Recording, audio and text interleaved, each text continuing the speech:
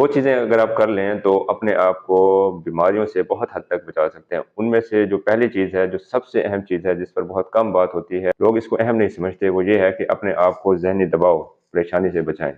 जब आप mental stress का शिकार होंगे, तो दिमाग जो है वो स्ट्रेस ऑटोमैटिकली आपकी बॉडी में ट्रांसफ़र करेगा और आपकी जो बॉडी है, वो कोई ना कोई बीमारी पकड़ लेगी।